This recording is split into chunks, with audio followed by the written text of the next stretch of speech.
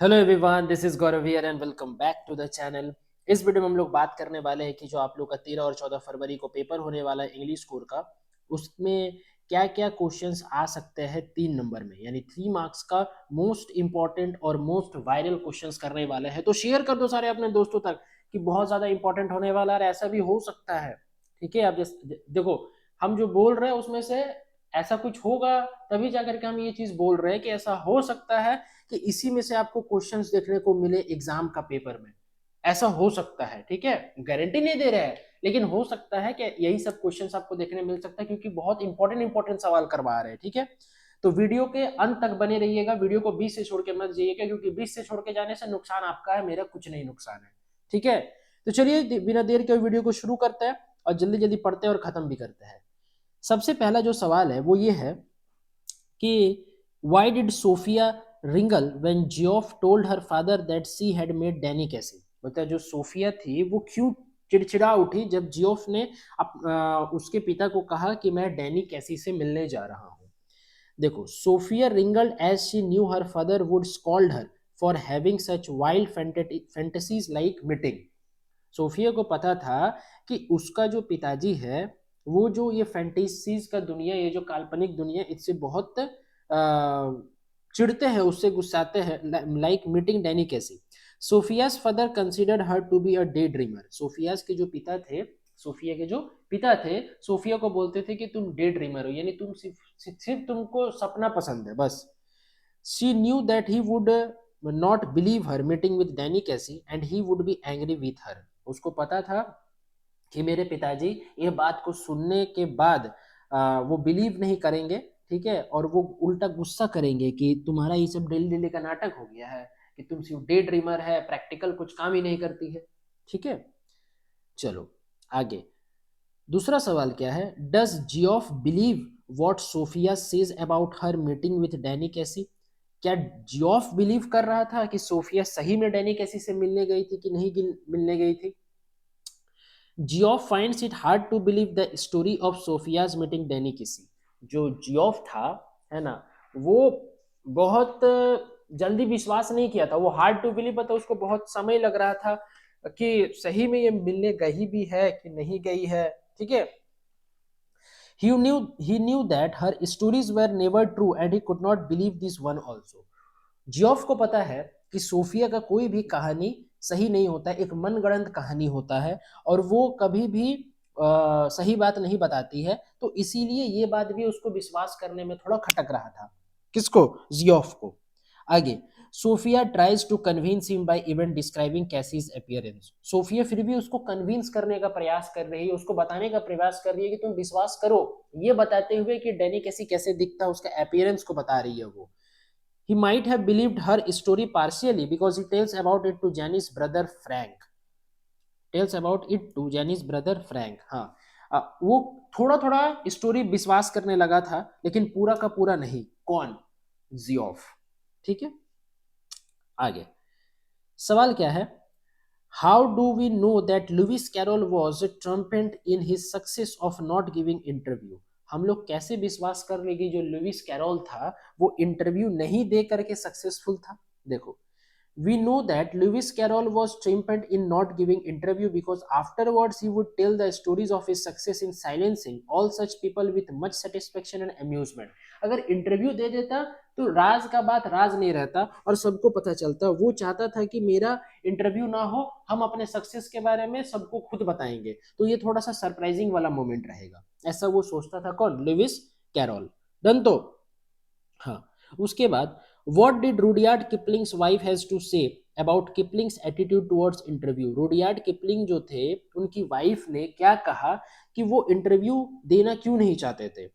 देखो, Rudyard Kipling's wife Caroline wrote in her diary on 14th October 1892 that their day was wrecked by two reports from Boston. She reports that her husband told the reporters that interviews are a crime as they are an assault against the person being interviewed. 14 अक्टूबर 1892 में एक उन्होंने diary लिखा था, और उस diary में एक बात का जिक्र किया था कि दो रिपोर्टर आए थे बॉस्टन से, और वो ये कहते हैं कि मेरे जो हस्बैंड है वो रिपोर्टर्स लोग को, यानी दोनों रिपोर्टर्स लोग को ये बताते हुए डांट रहे थे कि जो इंटरव्यू है वो लेना क्राइम है, क्योंकि इंटरव्यू लेते वक्त जो इंटरव्यूअर होता है ना, वो क्या करता है, इंटरव्यूवी को क्या करता है, जबरदस्ती कुछ बात उगलवाने का प्रयास करता है, जो कि ये क्राइम है, क्योंकि इंटरव्यू देना मतलब अपनी इच्छा से देना, और आपसे वो सामने वाला कोई भी सवाल पूछ सकता है और आपको उसको जवाब देना पड़ेगा। तो मान लो कुछ ऐसा सवाल पूछ दे जो मेरे को जवाब देना मेरे को नहीं लगता है कि इतना जरूरी है, तो वो भी जान करके भी मेरे को जवाब देना पड़ेगा पब्लिक के सामने। ठीक है, तो वो क्या होगा कि किसी का प्राइवेसी को हार्म करना होता है। ठीक है, that is why he refused to be interviewed by the reporters from Boston, इसीलिए वो मना कर दिया कि नहीं, हमको कोई भी इंटरव्यू नहीं देना है।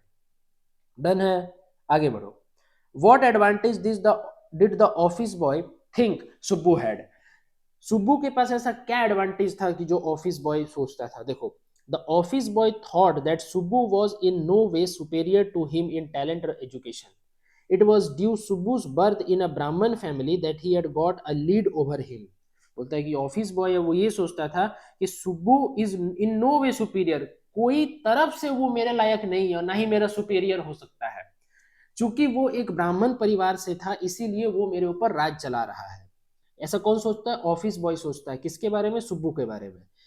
As it helped him get better openings opportunity and exposure, ठीक है, क्योंकि वो उसको अपॉर्चुनिटी देता है, किसको, सुब्बू को। ठीक, that he had an advantage over the office boy, what advantage is the office boy think Subbu had. ठीक है, तो सुब्बू के पास यही एडवांटेज था कि ऑफिस बॉय के ऊपर क्या चला पाएगा, हुक्म चला पाएगा। डन, तो चलो आगे। Subbu was charitable and improvident yet he had enemies, Subbu का व्यवहार अच्छा था लेकिन उसके बावजूद भी उसके पास शत्रु थे, क्यों। Subbu's good qualities were overlooked as his desire to please the boss. The key to his success made him seem like a sycophant. ठीक है, बोलते हैं कि वो अपना बॉस को सिर्फ खुश करने में लगा रहता था। His non-critical attitude was misconstructed as cleverness. Non-critical attitude उसका पता है चालाकी में बदलता चला गया। So he had enemies such as the office boy, all of whom blamed him for their failure in life. है ना, इसीलिए सुब्बू का भी एक एनिमी था, जो कि मेरा कौन था, वो ऑफिस बॉय था।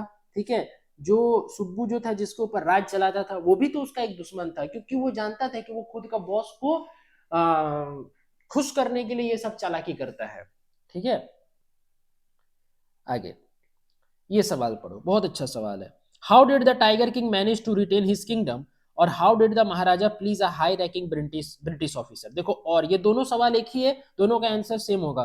सवाल ये कहता है how did the tiger king manage to retain his kingdom, कैसे करके टाइगर किंग ने खुद का राज को बचाया, और how did the Maharaja please a high ranking British officer, और कैसे करके ब्रिटिश ऑफिसर को वो क्या किया, खुश किया। तो 50 को डायमंड रिंग दे दिया था उसकी वाइफ को, यही ना हो। हाँ, देखो ध्यान से। The Maharaja did not permit a high-ranking British officer to hunt tigers in his kingdom. जो महाराजा था प्रतिबंधपुरम का, वो ब्रिटिश हाई रैंकिंग ऑफिसर को मना कर दिया कि नहीं, आप मेरे राज्य में टाइगर हंटिंग नहीं कर सकते हैं, यानी बाघ को नहीं मार सकते। Due to which he displaced the officer and was in danger of losing his kingdom, और इसीलिए उससे नाखुश होकर के ऑफिसर चला गया, और उसके मन में, किसके मन में, महाराजा के मन में एक डर पैदा हुआ कि आ, आ, शायद से हम अपना किंगडम जो है वो खो बैठेंगे। ठीक है, to counteract this he sent the officer's wife a selection of 50 diamond rings from which she could keep the one she liked. ठीक है, बोलता है कि इसीलिए उसका पत्नी को खुश करने के लिए, किसका, हाई रैंकिंग ब्रिटिश ऑफिसर का पत्नी को खुश करने के लिए ये एक अपना दूत भेजा 50 हीरा का अंगूठी लेकर के, लेकिन उन्होंने एक ही रखा जो उन्हें पसंद था। The lady kept all of them, अच्छा, she could keep the one she liked. The lady kept all of them, thus pleasing the officer and helping the Maharaja to retain his kingdom. वो क्या की ना, सब का सब रख ली। ठीक है, इससे क्या हुआ कि जो हाई रैंकिंग ब्रिटिश ऑफिसर था, जो हाई रैंकिंग ब्रिटिश ऑफिसर था, वो तो खुश हो गया। ठीक है, और साथ ही साथ महाराजा का जो राज्य था वो भी बच गया। आगे क्या है, how did the Dewan manage to arrange the 100th tiger for Maharaja, क्योंकि 99 टाइगर मारने के बाद उनका पास सारा पॉपुलेशन खत्म हो गया था। 70 को तो टाइगर अपना देश में मारा, 30 को मारने के लिए ससुराल गया था बेचारा।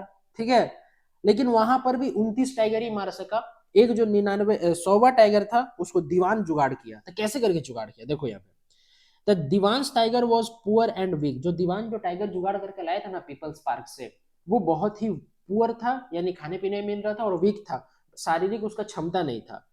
ही had brought him from the People's Park Madras, अभी बताए पीपल्स पार्क से लेके आया था, to protect it from Maharaja's gun.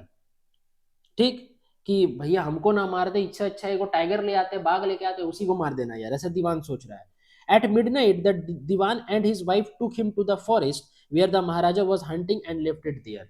है ना, दीवान और उसकी पत्नी क्या की, उस टाइगर को उसी जंगल में छोड़ आया जहां पे महाराजा क्या शिकार करने के लिए जाते थे। ठीक है, तो ऐसे दीवान ने मैनेज किया। आगे क्या है सवाल, how does Antarctica differ from earth. Antarctica earth से यानी पृथ्वी से कैसे अलग है, ध्यान से देखना। There was never been a human existence on Antarctica. Antarctica में कोई ह्यूमन नहीं रहता है, मनुष्य नहीं रहता। There is 24 hours austral light on the planet, बहुत ही स्वच्छ वातावरण है। ठीक है, the visual scale ranges from microscopic to the mighty a different phenomena. There are no trees, no billboards, no buildings, only vast stretches of ice can be seen all around. न building है, न rush है, न हरी है, न billboard है, न पेड़ पौधा है, सिर्फ और सिर्फ चारों तरफ आपको क्या देखने को मिलेगा, बर्फ ही बर्फ देखने को मिलेगा।